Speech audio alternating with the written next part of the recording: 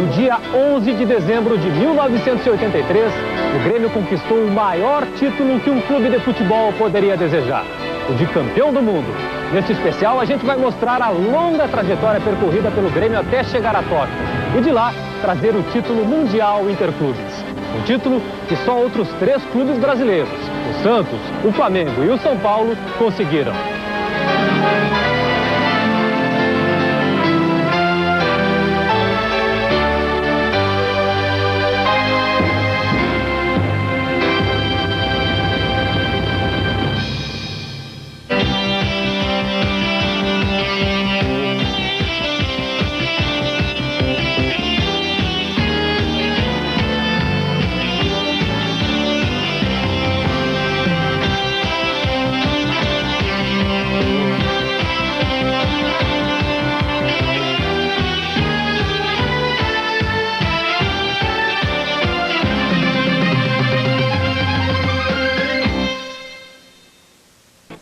Mas antes dessa festa, o Grêmio tem uma história que começou no dia 15 de setembro de 1903, num restaurante da rua José Montauri, por um grupo de 23 pessoas.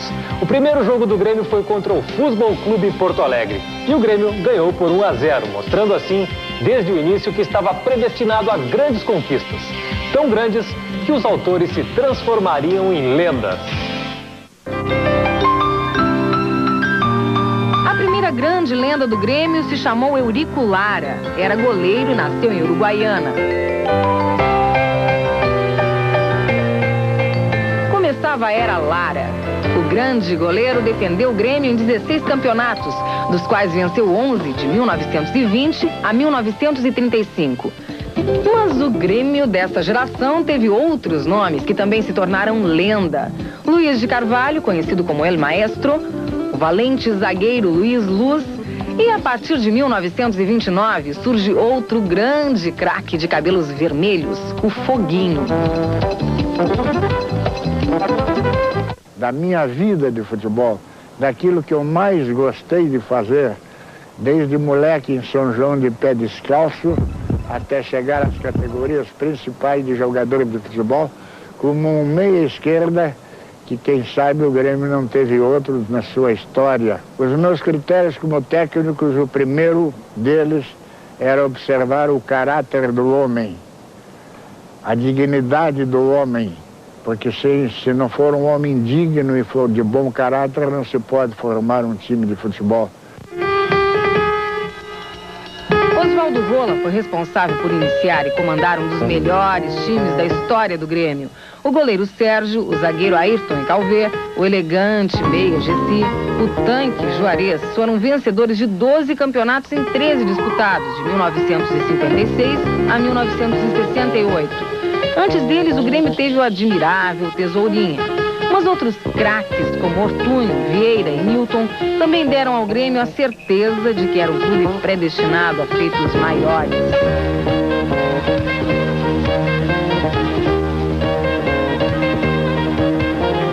Eu me lembro que realmente eu cheguei aqui para participar da equipe do Grêmio em 2 de julho de 1961, onde nós tínhamos um bom elenco e esse elenco continha uma série de valores individuais categorizados com uma qualidade fora do comum, que isso nos deu justamente as condições de atingirmos uma série de campeonatos, um após outro, sem muita lesão, sem muita briga e sem muita contradição.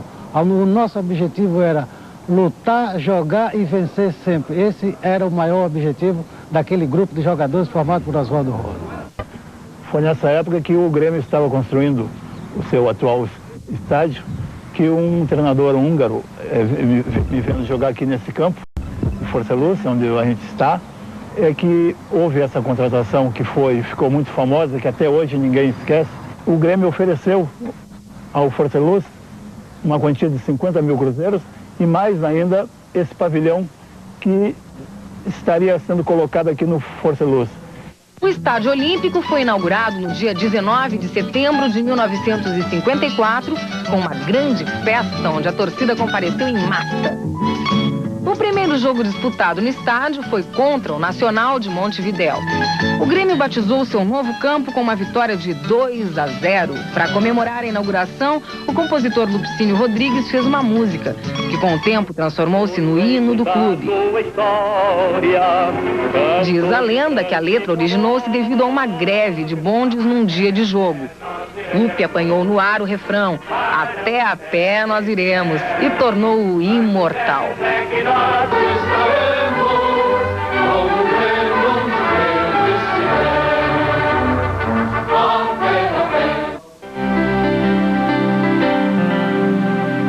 Até o final dos anos 60, o Grêmio dividia o seu espaço na cidade com um antigo adversário, o Internacional. Mas com a evolução do futebol, ganhou espaço e teve que medir forças com clubes de Rio e São Paulo. Em jogos amistosos ou em torneios, já tinha demonstrado que jogava para vencer com equipes como Flamengo ou Santos. Nos anos que vinham pela frente, teria que mostrar que poderia participar de campeonatos para valer. A seguir essa história, vale a pena conferir.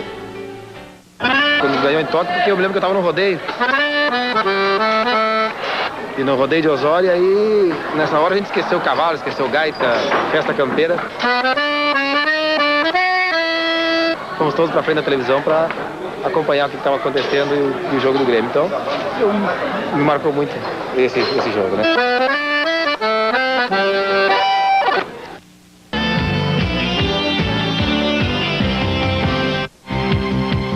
Não foi nada fácil para o Grêmio conquistar o seu espaço de vencedor no Campeonato Brasileiro. Depois de um período de poucas vitórias, a reconquista do Gauchão em 77 abriu as portas para os seus maiores triunfos. E o gosto da vitória voltou em tarde de domingo, num Grenal hoje inesquecível.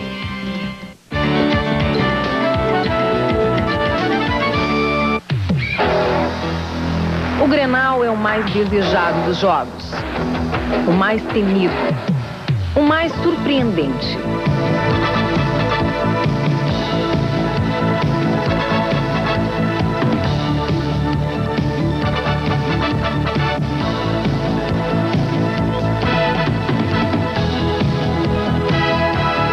O Grenal acaba com carreiras brilhantes, consagra desconhecidos. O Grenal é a essência do futebol gaúcho.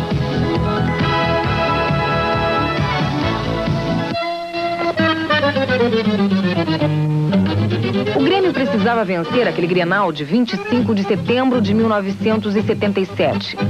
Aos 20 minutos, Tarcísio errou um pênalti.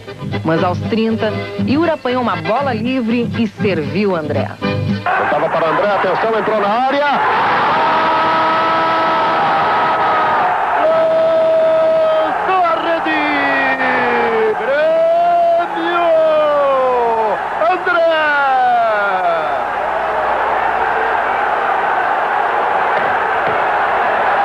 Aquele Grenal é inesquecível, né? Grenal de 77, porque houve lances maravilhosos, lances que nos deram dificuldade e ao mesmo tempo nos facilitou muitas coisas. E aí foi a explosão maior, quando o André Catimba fez aquele gol com a perna trocada, que chutou diferente do chute normal, e foi fazer depois a comemoração numa cambalhota e ficou no meio do caminho.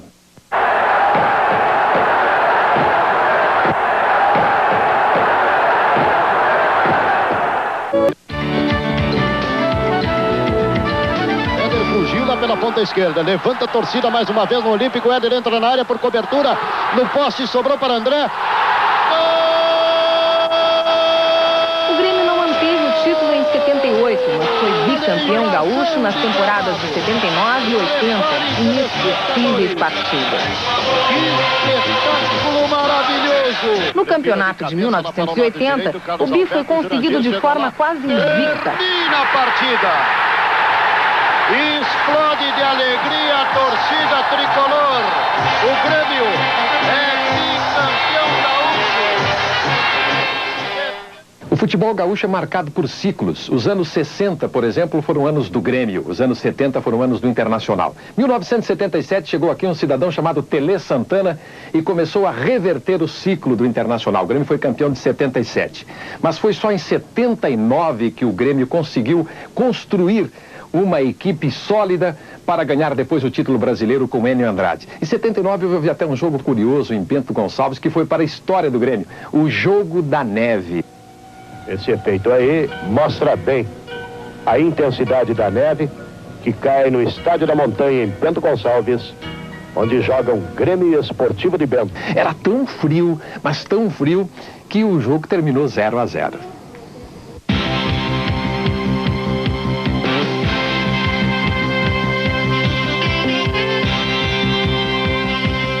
Limpa bem o lance, Lola. Abel.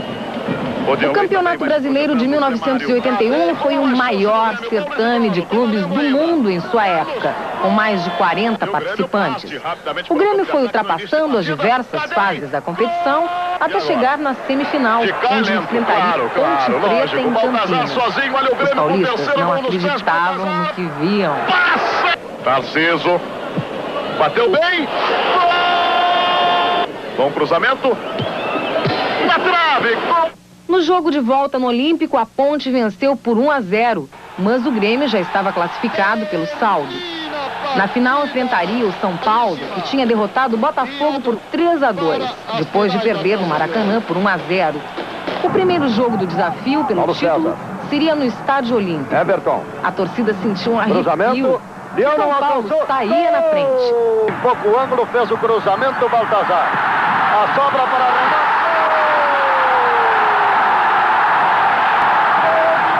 Olha o pé direito do Baltazar. Paulo Isidoro. De longe, rasteiro. Bateu e bateu. 2-1 para o Grêmio. Depois desse jogo dramático, o teste final. Enfrentar a máquina paulista em sua casa no Morumbi. Mas aquela equipe do Grêmio estava abençoada pela tradição tricolor e pisou o estádio determinada a vencer. Pintou o gol do Grêmio, Valdir hesitou. Valdir Pérez, excepcional, Baltazar. Ainda o perigo bateu, Valdir Pérez. Renato Sá, de cabeça Baltazar, matou bonito, bateu.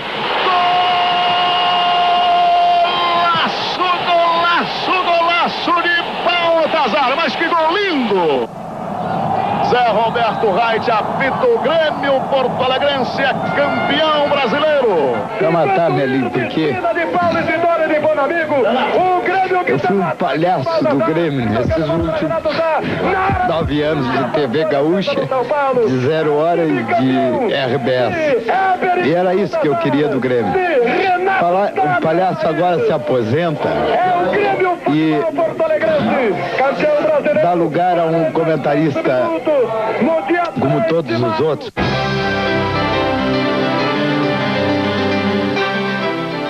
Agora que o Grêmio tinha conquistado o título brasileiro, era o momento de sonhar com vitórias ainda maiores. Mas não só sonhar, o Grêmio precisava fazer grandes contratações e trouxe jogadores como De Leon, Paulo César Caju e Tita, craques com experiência internacional.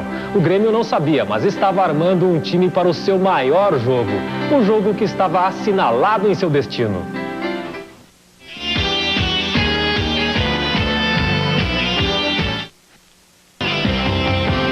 Em 1982 foi um ano de atuações brilhantes da equipe, mas os títulos não chegaram. Perdeu por detalhe o Gauchão e o Campeonato Nacional.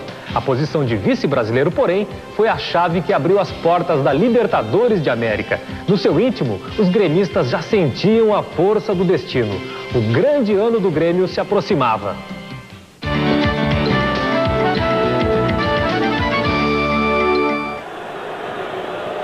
Você, amigo da TV Gaúcha, está assistindo agora imagens do Estádio Olímpico ao vivo, nestes poucos minutos que antecedem ao início de Grêmio e Corinthians. O Grêmio defendeu o título brasileiro conquistado em 81 com muita garra. A bola bateu no jogador do Corinthians, olha o Paulo Isidoro livre. Gol!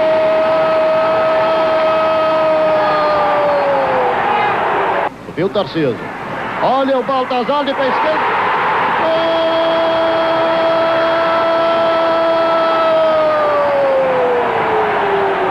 É o Tarcísio, ajeitou para o pé direito, o rasteiro defendeu o goleiro, voltou para o Tarcísio.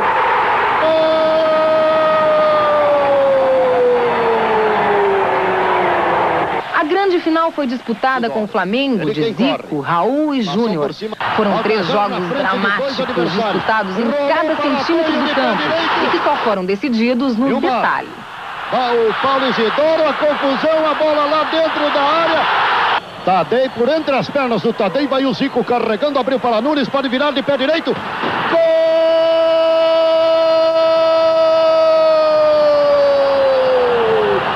Atenção, o juiz já olha para o relógio. Vem lá o Raul. O Carpegiani já está aqui dentro do campo. Ok, Tomé. Termina a partida. Termina a partida. O Flamengo é campeão brasileiro de 1982.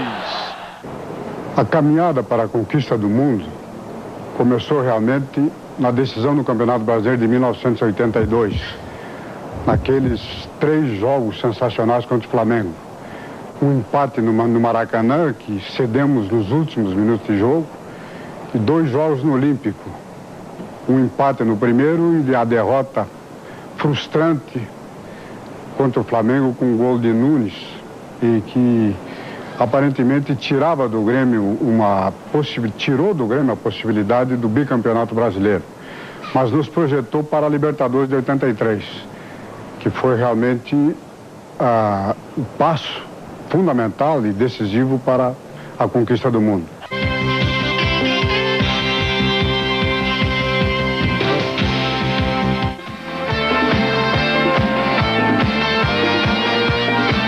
Libertadores da América é uma competição difícil, com jogos em países distantes, onde vale a coragem e a determinação.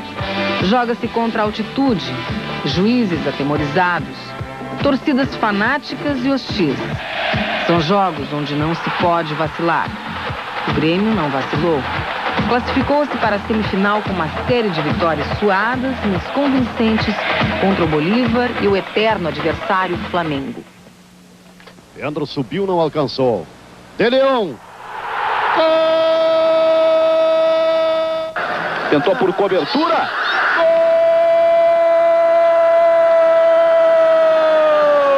Gol! Tita para o Grêmio.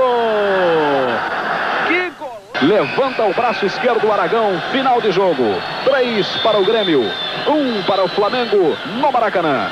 Me lembro da minha chegada no Grêmio e a minha participação na Libertadores, defendendo as cores gremistas. Na minha primeira partida, frente ao Estudiantes de La Plata, no Estádio Olímpico.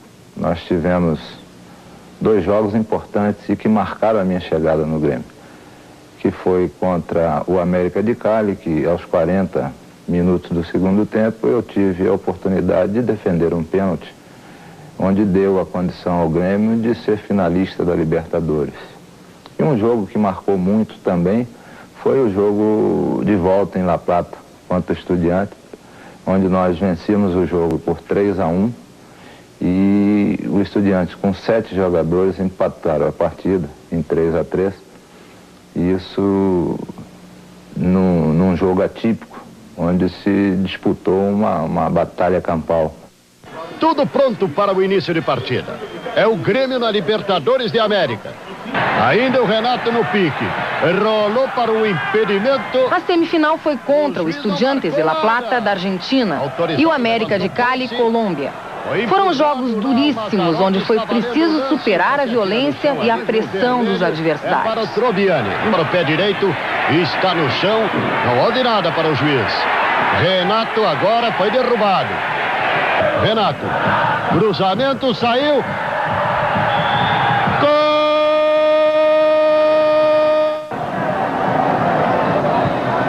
Estádio Olímpico do Grêmio em Porto Alegre. Bola toma elevação, volta para o Renato que domina. Deu outra vez para a área.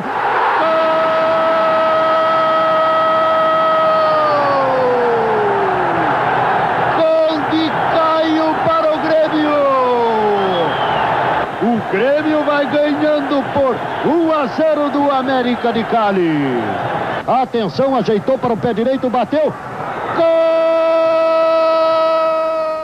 São dois lances e está indicando o juiz. Bola na área do América. A subida de Renato Tarcísio.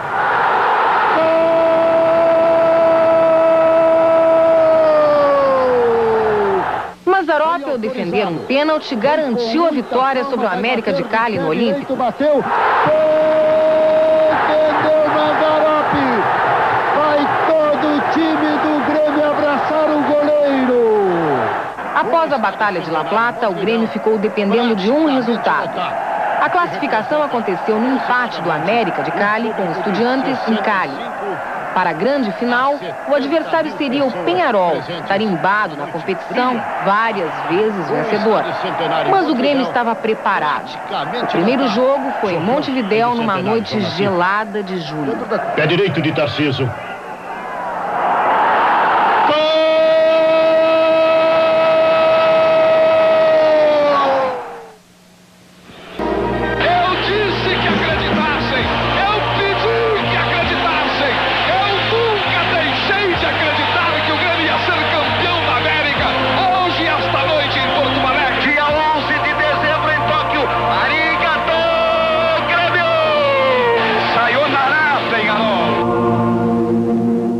Dessa maneira, o Grêmio estava classificado para o jogo de sua história. O campeão da Europa era o fortíssimo Hamburgo, da cidade do mesmo nome. O futebol alemão é bem conhecido pela força e pela técnica, as mesmas virtudes do futebol gaúcho e do Grêmio. Mas a partir de agora, o Grêmio não dependia mais do destino. Dependia de si mesmo, de sua vontade, de sua tradição.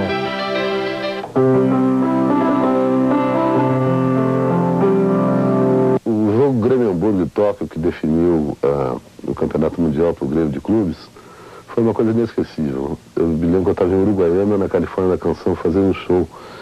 Eu terminei o show e saí desesperado à procura de uma televisão. Na verdade, eu não poderia perder aquele momento, que foi um dos momentos mais ricos na minha paixão esportiva, na minha paixão pelo Grêmio.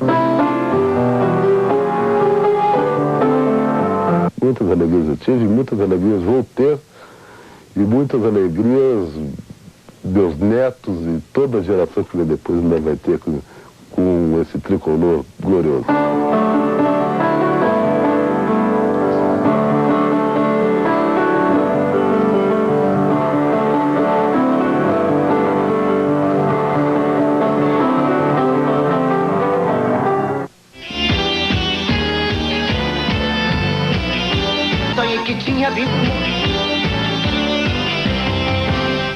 Foram 22 decisões do Campeonato Mundial de Clubes até a data em que o Grêmio disputou o título. Apenas 2 clubes brasileiros já tinham sido vencedores. O Santos em 62 e 63 e o Flamengo em 81. Depois disso, o São Paulo venceu no ano passado. O Campeonato Mundial é raro e cobiçado pelos maiores clubes do mundo. Poucos chegam lá. O Grêmio tinha um adversário poderoso pela frente. Certamente, foi pensando nisso que a delegação partiu para o aeroporto naquela tarde de dezembro.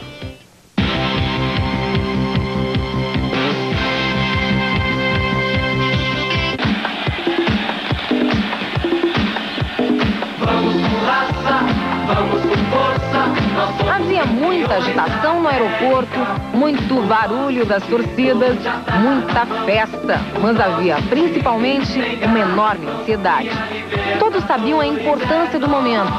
O Grêmio estava partindo para o jogo da sua vida.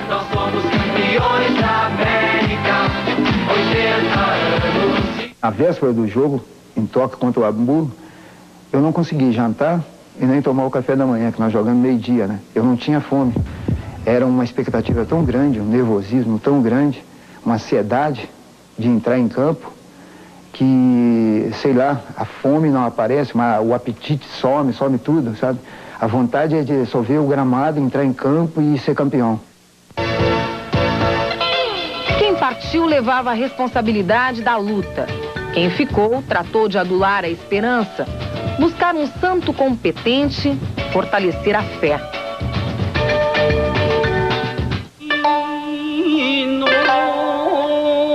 Só Tóquio é uma das maiores e mais antigas cidades do mundo. Fica no outro extremo do planeta. O povo do Japão tem uma cultura singular, completamente diferente da nossa. Foi esse o cenário escolhido pelos deuses do futebol para o Grêmio enfrentar seu destino.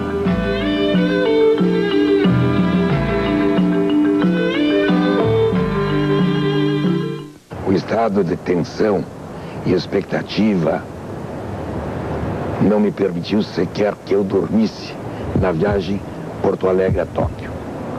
Recordo-me que comprei um livro no aeroporto e o li de Porto Alegre a Los Angeles, onde fizemos uma escala para abastecer e depois fui ao fundo do avião jogar numa roda com os atletas, jogar uma canastra, tenso, nervoso, na expectativa do jogo, de todo esse sonho que cercava a chegada em Tóquio, essa expectativa que antecedia o jogo. Meio-dia em Tóquio, temperatura abaixo de zero. O estádio está completamente lotado.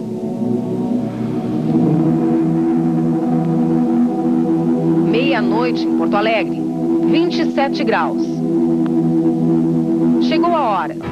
O jogo com o qual o Grêmio sonhou por 80 anos vai começar.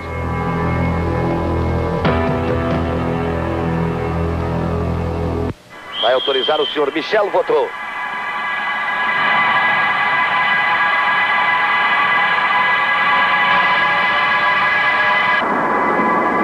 China bem. Osvaldo e abertura para Renato. Bandeira deu condições. Olha o cruzamento de Renato, não apareceu ninguém do Grêmio. Chegou Femair e pôs pela linha de fundo. China para trás, Paulo Roberto. Olha o Renato.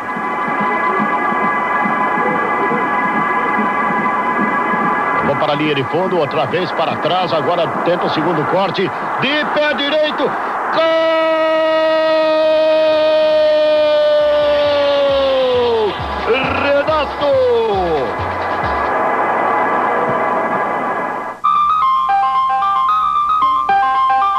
O Hamburgo pressiona buscando gol de empate. Faltando 4 minutos para terminar o jogo, acontece uma confusão na área do Grêmio. Tempo de elevação para o segundo pau, outra vez, a bola recuada. Gol!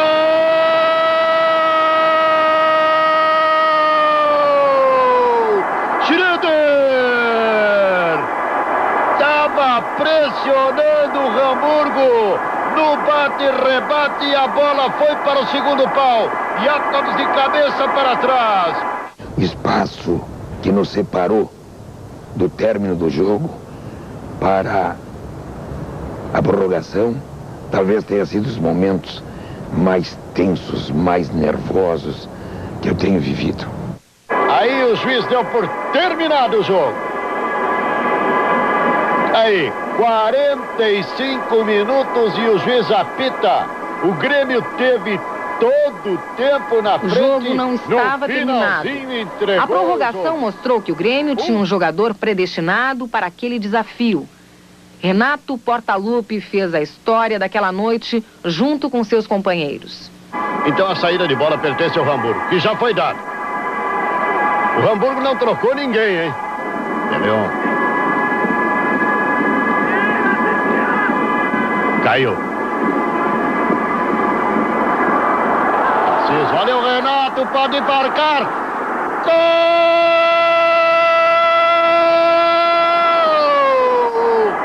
Gol de Renato, que pode ser o Dale Grêmio! Brasil! Para o pé esquerdo e teve tranquilidade para fazer o segundo gol do Grêmio.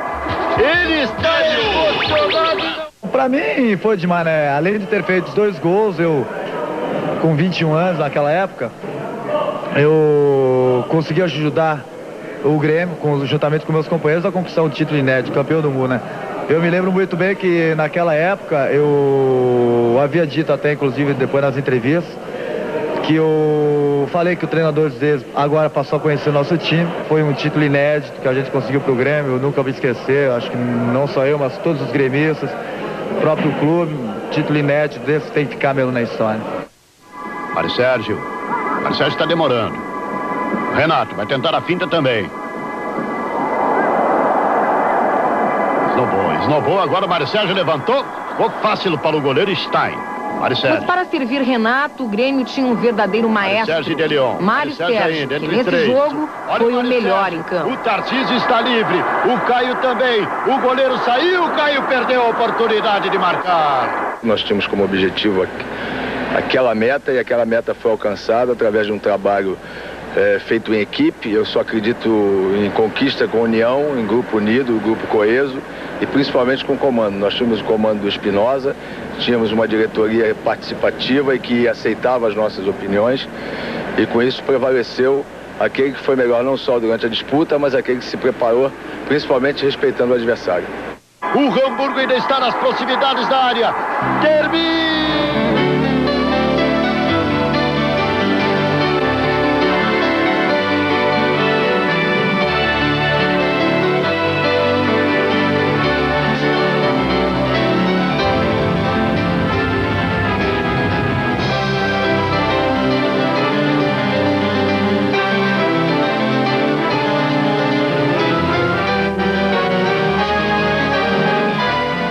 Bom, o Grêmio é campeão do mundo. É um negócio que era um sonho, ninguém esperava. Eu desci, saí da cabine onde estava o Rui Haroldo, desci.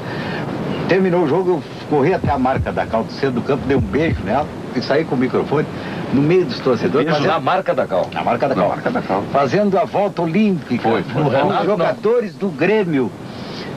Era um sonho no Japão, aquela gente desconhecida acenando bandeiras do Grêmio. Depois o De Leon ergue a taça. Entrega a taça para mim, eu nunca vou me esquecer.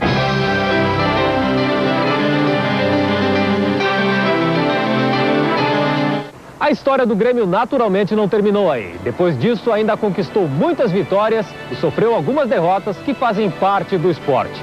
A partir de 86, conquistou uma série de 6 títulos estaduais consecutivos. E em 89, foi o primeiro campeão da Copa do Brasil.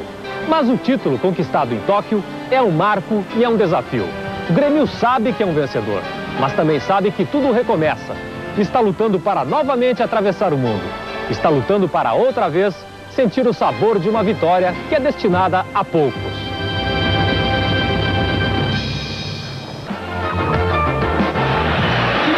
O Grêmio vai ser campeão do mundo.